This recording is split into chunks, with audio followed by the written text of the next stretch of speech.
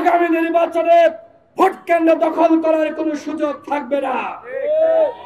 আগামী নির্বাচনে একজনের ভোট আরেকজন দিয়ে দিবে, সেই সুযোগ থাকবে না। অনেকে যে যার মতন অন্যায় লিপ্ত হচ্ছে, এইগুলো যদি প্রত্যেকটা দল আমরা থামাতে না পারি, তাহলে নির্বাচন কমিশনার যে কথা বলেছে সেই কথাই কিন্তু সত্য হবে। আমি স্পষ্টভাবে বলছি, আগামী নির্বাচনে ভোট কেন্দ্র দখল করার কোনো সুযোগ থাকবে না। আগামী নির্বাচনে একজনের ভোট আরেকজন দিয়ে দিবে, সেই সুযোগ থাকবে না। সুতরাং যারা নির্বাচন করতে চান, যারা প্রার্থী হতে চান, তারা কিন্তু এখন থেকেই আপনার অনুসারীদেরকে সামলান।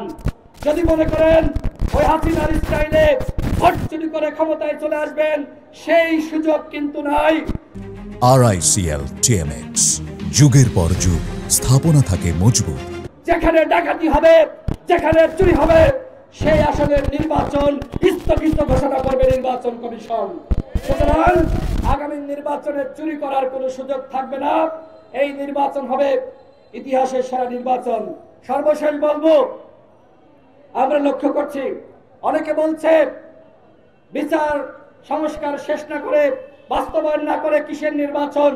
আমার কথা হলো, এক বছরে এই সরকার বিচারের কতটুকু কি করতে পেরেছে? এই সরকার আওয়ামী লীগের পান্ডাদেরকে, জাতীয় পার্টির পান্ডাদেরকে এখনো পর্যন্ত গ্রেফতার করতে পারে নাই।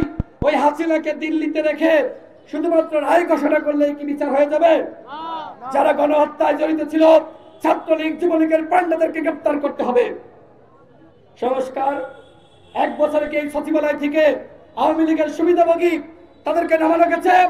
পুলিশের সংস্কার করা গেছে? র্যাবের সংস্কার করা গেছে? কোন দপ্তর সেক্টর থেকে আওয়ামী লীগের প্রেতাত্মাদেরকে নামানো গেছে? এক বছরে ওই হাসিনার ফ্যাসিবাদী সিস্টেম, হাসিনার দোসর, তাদেরকে বসিয়ে রেখে প্রমোশন দিয়ে এই সংস্কার করেছে।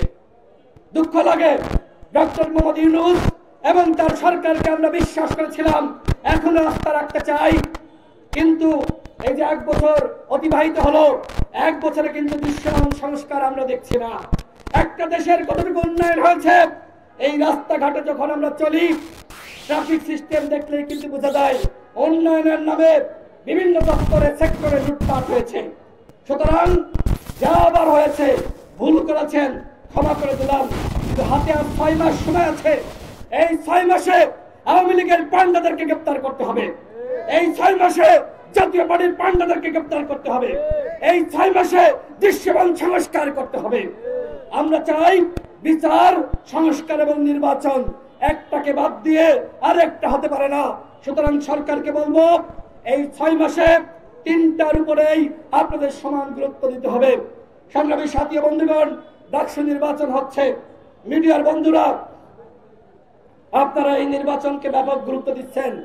টেলিভিশন খুললেই আমরা দেখি ডাকসু নির্বাচন, ডাকসু নির্বাচন আর ডাকসু নির্বাচন। তার মানে কি? তার মানে নির্বাচন নিয়ে এদেশের মানুষের আনন্দ উৎফুল্লতা রয়েছে। মানুষ নির্বাচন চাই, ডাকসু নির্বাচন তার প্রমাণ।